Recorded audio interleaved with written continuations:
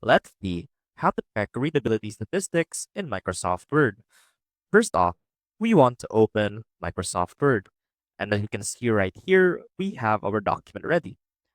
Now, let's say that we want to check if our document is readable or not, as well as see how much of it is readable. Now, to do that, you can go on and check the readability statistics in the Review tab. However, for most Microsoft Word documents, by default, Microsoft Word does not enable readability statistics. And to enable that, first we have to click on the File tab, and right here, click on Options.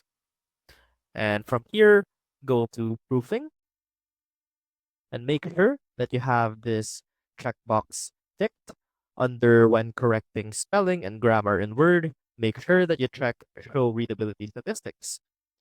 Now click on OK. And now let's go ahead and run a spelling and grammar check. Click on the Review tab, and right here under Proofing, click on Spelling and Grammar.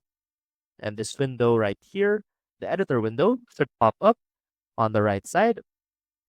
And to check your readability, simply click on Document Stats, click OK, and you could be able to see the window Readability Statistics right here.